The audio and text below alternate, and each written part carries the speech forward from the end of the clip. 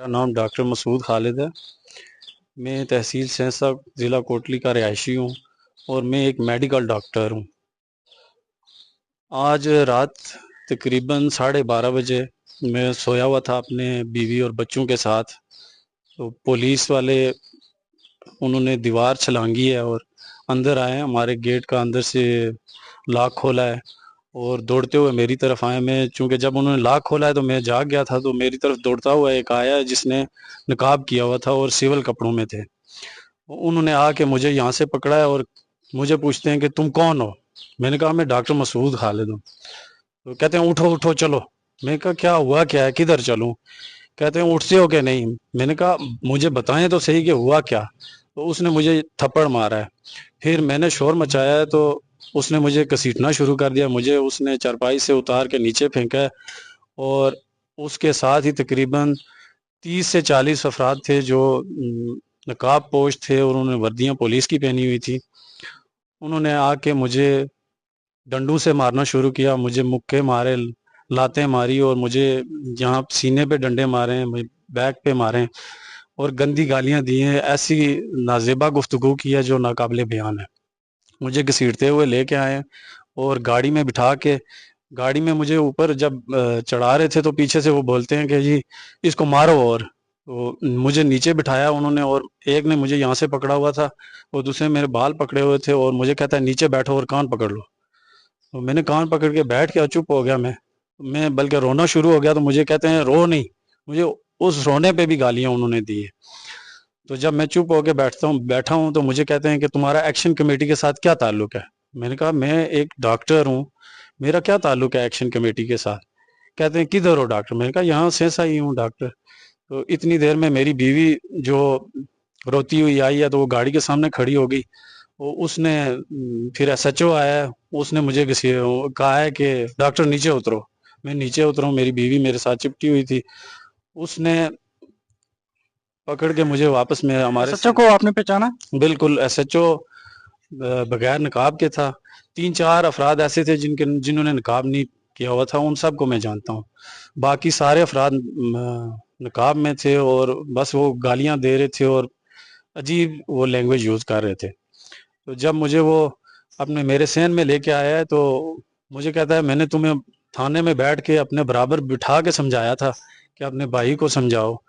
मैंने कहा मेरा कोई ताल्लुक नहीं है इस चीज़ के साथ, आप कैसी बातें कर रहे हैं। तो उसने भी फिर गलाजत भरी गुफ्तगू की, गालियां दी मुझे, तू तड़ा करके बात कर रहे थे। मेरी बीवी ने उससे कहा कि आप इनके साथ ऐसे क्यों बात कर रहे हैं, ये आपके साथ बाइज्जत तरीके से बात कर रहे हैं। तो वो कहता है उसके ये अफसर है। तो मेरी बीवी ने कहा ये भी अफसर है। तो उस पे फिर उसको और गुस्सा आया। मैं उससे बार बार यही कह रहा था कि मैं एक डॉक्टर हूँ। मैंने पाकिस्तान गवर्नमेंट की स्कॉलरशिप के ऊपर डॉक्टरी की हुई है। तो मैं यहाँ पे सर्व कर रहा हूँ और आपका मेरे साथ ये सलूक है। तो इसके ऊपर उसको गुस्सा आया। बल्कि मैंने उसे ये कहा मेरा जुर्म बताएं। उसने कहा तुम्हारा जुर्म ये है कि तुम्हारा भाई एक्शन कमेटी के साथ है। तो आपके उसके कोई भाई हैं? मेरे छोटे भाई हैं 2, वो अपने काम से काम रखते हैं। लेकिन उन्होंने इसी दौरानिए में तकरीबन जो 7 से 8 लोग तो मेरे इर्द गिर्द थे, बाकी जो थे वो मकान तोड़ रहे थे। उन्होंने फ्रिज तोड़ा है, उन्होंने सोलर हमने लगाया वो तोड़ा है, बच्चों के खिलौने तक तोड़े हैं।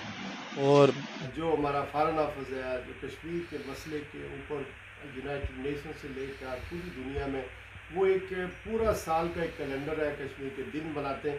तो आज मेरे ख्याल में ये बहुत ही बुरा दिन था और इस वजह से बुरा दिन था कि मकबूजा कश्मीर के हवाले से अगर हमने डिबेट करवाना हुए माजी में वहाँ पर जो इंसानियत होती है, पामालियाँ होती हैं, लेकिन इस तरह का डिबेट और इतना जल्दी डिबेट जो है, और वो भी एक कश्मीरी नज़ात MP जो चेयरमैन है इस कमेटी का, उसकी तरफ से ऑर्गेनाइज करना लम्हाई फिक्रिया है। तो आज हम मेरे साथ जो दोस्त बैठे हुए जो कम्यूनिटी रहनुमा हैं मुख्तलिफ शुबा जात से जिनका ताल्लुक है, उनसे पूछते हैं, उनकी राय जानते हैं। आज जो डिबेट हुई है पार्लियामेंट हाउस में, जो चौधरी इमरान हुसैन की क़यादत में जो रेजोल्यूशन पास हुई है, मैं समझता हूँ ये बड़ा अफसोस का मुकाम है। हम कश्मीरी जो पिछले 50-60 साल से इंडियन हाई कमीशन के बाहर जाकर एहतजाज करते रहे हैं और अपने मकबूजा कश्मीर के भाइयों के साथ हज़ार यकजाती करते रहे हैं, आज हालात ये पैदा हो गए हैं कि ہمیں پاکستانی ایمبیسی کے باہر جو ہے ہمیں احتجاج کرنا پڑ رہا ہے. یہ فیلئر ہے پاکستان کی خارجہ پالیسی کی اور داروں میں جو بیٹھے ہوئے پالیسی ساز ہیں ان کی.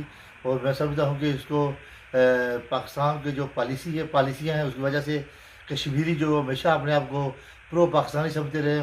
میں ہمیشہ کشمیر بنے گا پاکستان کا نعرہ لگاتا رہا ہوں. لیکن آج جو حالات پیدا ہو گئے ہیں وہاں ہمارے بھائیوں کے لیے وہ انٹرنیٹ بند ہے, فوڈ کی جو ترسیل وہ بند ہے, تمام لوگوں کو کچھ کو اٹھا لیا گیا ہے, کچھ جیلوں میں ہیں, کچھ کو غائب کر دیا گیا ہے. اور ان پر جو راولہ کوٹ میں جو دھرنا ہے اس پر گولیاں چلائی جا رہی ہیں, بے شمار لوگ مارے جا چکے ہیں. میں سمجھتا ہوں کہ یہ انتہائی افسوس کا مقام ہے اور اس کو ارباب اختیار کو اور بالخصوص جو قیادت ہے سیاسی قیادت وہ بالکل سوئی ہوئی ہے, ان کی طرف سے کوئی آواز نہیں آ رہی ہے. یہ افسوسناک بھی ہے اور میں سمجھتا ہوں کہ یہ قابل مذمت بھی ہے. آج جو ڈبیٹ ہوئی ہے اس میں انہوں نے کشمیر میں جو ہماری موجودہ صورتحال ہے, جو نہ صرف یہ کہ ایک انسانی المیہ ہے, اس سے ریلیٹڈ صحت کے مسائل ہیں, تعلیم کے مسائل ہیں اور خوراک کے بھی مسائل, اس کو نہ صرف انہوں نے اجاگر کیا بلکہ ہیومن رائٹس کی بیسس پہ انہوں نے یہ حکومت پاکستان سے اپیل کی ہے کہ وہ خدا را اس معاملے کو درد مندی سے دیکھیں اور جو اناج کے بت ہیں انہیں توڑیں اور اپنے لوگوں کو بچوں کی طرح ٹریٹ کریں اور ان کے جو مسائل ہیں ان کو بیٹھ کے سنیں تاکہ اس انسانی المیے سے ہماری جان چھوٹ سکے اور ہمارے لوگوں کا کاروبار زندگی کے مسائل بہتری کی طرف جا سکیں اور جو ڈیمیج پاکستان کی ریاست کو ان معاملات کی وجہ سے ہو رہا ہے اس ڈیمیج کا بھی ازالہ ہو سکے. اس لیے ہم یہاں بیٹھ کے یہی پرزور اپیل کرتے ہیں کہ درد مندی کے ساتھ اس مسئلے کو حل کرنے کی طرف چلیں. جو لندن میں اس اتوار کو ایک بہت بڑا لانگ مارچ ہوا, ہمیں یہ دیکھنا چاہیے کہ اب لوگ کتنی تکلیف میں ہیں. آپ نے اس لانگ مارچ میں دیکھا ہے کہ عورتیں, بچے اور نوجوان سب لوگوں نے جو ہے ہر جو عمر کے لوگ ہیں انہوں نے شرکت کی. اینڈ آف دا ڈے ہمیں مذاکرات کے ٹیبل پہ بیٹھنا پڑے گا اور تبھی جا کے یہ مسائل حل ہوں گے, نہ تو یہ روڈ پہ یہ مسائل حل ہو سکتے ہیں. اور میرا خیال ہے کہ دونوں طرف سے لچک پیدا کرنے کی ضرورت ہے اور زیادہ ذمہ داری جو بنتی ہے وہ حکومت وقت کی ہے. ان کو اپنی ذمہ داری کا مظاہرہ کرنا چاہیے. لوگ اپنے بنیادی مسائل جو ہیں وہ ان کا حل مانگ رہے ہیں. کوئی ایسی چیز نہیں, ان کی ایسی ڈیمانڈ نہیں ہے جس کو ایڈریس نہ کیا جا سکے. بنیادی حقوق جو ہیں ان کو مانگنا جو ہے اس کو جرم نہیں بنا دینا چاہیے بلکہ ان کو ایڈریس کرنا چاہیے. اب ہم جس ملک میں بیٹھے ہوئے ہیں آپ دیکھیں کہ جو چیزیں وہ مانگ رہے ہیں ہمیں جو ہے وہ ڈے ون سے جو ہے وہ بالکل مل رہے ہیں. تو اس میرے خیال میں ان کو مذاکرات کے ٹیبل پہ بیٹھنا چاہیے اور ان کو ذمہ داری کا مظاہرہ کرنا چاہیے. میڈیا بلیک آؤٹ ہونا چاہیے تھا, فوڈ کی سپلائی رکنی چاہیے تھی, یا جس طرح گورنمنٹ نے چیزوں کو ڈیل کیا ایسا ہونا چاہیے تھا؟ نہیں, ایسا بالکل نہیں ہونا چاہیے تھا بلکہ میڈیا کو جو ہے اپنا رول پلے کرنا چاہیے تھا اس میں پازیٹیو رول, کیونکہ 5 پیلرز میں یہ بھی آتے ہیں. تو 5 پیلر جو ہے میرا خیال ہے ہم نے میڈیا کو کہیں بھی نہیں دیکھا, وہ تو آل گڈ کی رپورٹ کر رہے ہیں. تو ان کو بلیک آؤٹ نہیں کرنا چاہیے تھا, ان کو جو حقائق ہیں وہ لوگوں کے سامنے پہنچانے چاہیے تھے. غم و غصہ لوگوں میں کیوں اتنا زیادہ آیا ہے؟ غم و غصے کی وجہ یہ ہے کہ کوئی سیریسنیس نہیں ہے گورنمنٹ کی طرف سے اس معاملے کو حل کرنے کی طرف, کیونکہ اگر وہ اس معاملے کو حل کرنے کی طرف جاتے تو لوگوں کو کم از کم یہ تو پتہ ہوتا کہ کوئی کوشش تو ہو رہی ہے. تو اس کی وجہ یہ ہے. دیکھیں جی 71 میں پاکستان کا میڈیا یہ کہہ رہا تھا کہ لوگوں نے ہتھیار ڈال دیے ہیں, دہشت گردوں کو اریسٹ کر لیا ہے, جو سیپریٹسٹ ہیں ان کو اریسٹ کر لیا ہے, ان کا کلا کما ہو گیا ہے. تو BBC نے خبر دی کہ بنگلہ دیش بن چکا ہے, وہ الگ ہو گیا ہے. تو یہی صورتحال ہے کہ پاکستان کا میڈیا بالکل بلیک آؤٹ ہے. جو خبریں دے رہا ہے وہ بھی غلط دے رہا ہے. وہ کہہ رہا ہے کہ کشمیر کے لوگ دہشت گرد ہیں یا انڈین ایجنٹ ہیں, کوئی ایسی بات نہیں ہے. اور میڈیا کے بلیک آؤٹ ہونے کی وجہ سے زیادہ غلط فہمیاں پھیل رہی ہیں, زیادہ افواہیں پھیل رہی ہیں اور پاکستانی جو ہیں ان کو محروم رکھا جا رہا ہے. یہ انفارمیشن ان کا رائٹ ہے. پاکستانی عوام کو محروم رکھا جا رہا ہے, پاکستانی سیاستدانوں کو محروم رکھا جا رہا ہے, پاکستانی اکیڈیمیا کو محروم رکھا جا رہا ہے. تو میں سمجھتا ہوں کہ اس وقت پاکستان جو عجیب سی ریاست ہے کہ جہاں نہ اسمبلی کی کوئی حیثیت ہے, نہ پارلیمنٹ کی کوئی حیثیت ہے, نہ سینٹ کی کوئی حیثیت ہے, نہ جوڈیشری ہے, کوئی ادارہ اپنی جگہ کام نہیں کر رہا. صرف ایک ادارے کا سب کے اوپر کنٹرول ہے اور وہ ادارہ اپنے آپ کو ریاست کہتا ہے اور باقی جو ریاست کے سیگمنٹ ہیں وہ عضو معطل ہو کر رہ گئے ہیں. تو یہ بڑی انفارچونیٹ سچویشن ہے اور اس کا خمیازہ ریاست پاکستان کو، ملک پاکستان کو بھگتنا پڑے گا، لیکن بہت دیر ہو جائے گی. اس وقت پاکستان کے عوام کا یہ فرض ہے کہ وہ اٹھے، پاکستان کے سیاستدان اٹھیں، پاکستان کا اکیڈیمیا اٹھے، پاکستان کی سول سوسائٹی اٹھے اور ملک کے اندر جو سچویشن بڑی خطرناک اور ہولناک ہے اس سچویشن کو ٹھیک کرے. اور کشمیریوں کے ساتھ جو زیادتی ہو رہی ہے اور ان کو خواہ مخواہ دیوار سے لگایا جا رہا ہے، یہ بہت بڑی زیادتی ہے اور یہ نہیں ہونی چاہیے. اگر یہ زیادتی جاری رہے گی تو اس کے ریپرکشن بڑے خطرناک ہوں گے. کونسلر انوار ملک صاحب ہیں جو لوکل مقامی حکومت میں کونسلر ہیں. اس کے علاوہ راجہ نثار کی اور جاوید راٹھور صاحب کی گفتگو سنی ہے. ڈاکٹر رضوان صاحب پروفیشنل ڈاکٹر ہیں یہاں ایک ہاسپٹل میں، ان کی گفتگو سنی. یہاں ہم لوگ پاکستانی یا Kashmiri side by side harmony میں محبت میں رہتے تھے، لیکن یہ وقت آ گیا ہے کہ جو کچھ آزاد کشمیر میں ہو رہا ہے اور جس طرح پاکستان کا میڈیا بلیک آؤٹ اس نے کیا ہوا ہے، خبریں جو آزاد کشمیر سے متعلق ہے وہ نہیں دے رہے ہیں. لوگوں کی ماؤں بہنوں بیٹیوں کو تکلیف ہے، وہ روڈوں پر ہیں. ہم نے لندن میں بھی یہی نظارے دیکھے، یہی افسوسناک مناظر دیکھے.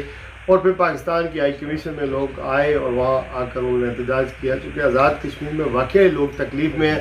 اب گرفتاریوں کا سلسلہ شروع ہو گیا ہے، مارنے مرانے کا سسٹم شروع ہو گیا ہے، لوگوں کو غائب کرنے کا سسٹم شروع ہو گیا ہے. چونکہ یہاں کے بڑے اسٹرانگ لنکس ہیں پاکستان اور آزاد کشمیر کے ساتھ لوگوں کے، تو وہاں سے جو رپورٹس آ رہی ہیں وہ کوئی اتنی حوصلہ افزا نہیں ہے. اور ایک بات اور ہے کہ یہ جو آزاد کشمیر کی حکومتیں ہیں یا آزاد کشمیر کے جو سیاستدان ہیں، ان کا کردار اس سارے عمل میں بہت ہی عجیب و غریب اور بڑا غیر مناسب تھا، بلکہ ایسا تھا جو ناقابل برداشت ہے یا ناقابل بیان ہے. کہ انہوں نے جو اگر اچھا کردار ادا کرتے، سیاستدان چونکہ راستے ڈھونڈتے ہیں، ڈائلاگ کرتے ہیں، چونکہ کل انہی نے جانا ہے جا کر ووٹیں لینی ہے، ووٹیں مانگنی ہیں، تو اگر یہ اچھا کردار ادا کرتے تو یہ باہر کے ملکوں میں جو مظاہرے ہو رہے ہیں پاکستان کے بارے میں یا آزاد کشمیر کے بارے میں، یہاں جو پارلیمنٹ کے اندر ڈیبیٹ ہوا ہے، یہ آپ دیکھیں گے کہ یہ ڈیبیٹ یہ کسی ایم پی نے بھی 1 گھنٹے کے موشنز کے اندر کسی ایم پی نے بھی اس کے خلاف کوئی بات نہیں کی ہے.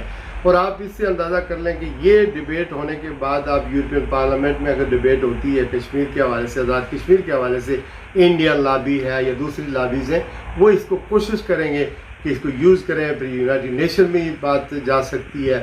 یہ ہمارے لیے بڑے پاکستان میں ریاست کے بڑے نیگیٹو جو اشارے ہیں ہوں گے آئندہ اکانومی پر. GS+ ہے، دوسری چیزیں. تو جو انڈیا کے بارے میں ہماری کشمیر پالیسی تھی وہ میرے خیال میں آج پاکستان کا سفارتخانہ، پاکستان کا فارنافذ ناکام نظر آیا. اور یہ ڈیبیٹ جو ہوا اس کے بعد اب بھی اگر ہوش کے ناخن لیے جائیں اور چیزیں ریورس ہوں اور لوگ تکلیف میں ہیں، وہ اگر بات ختم کریں وہاں پر، وہ افہام و تفہیم سے مسئلہ حل ہو تو پھر بات آگے بڑھ سکتی ہے. اب بھی وقت ہے، ہوش کے ناخن ہے.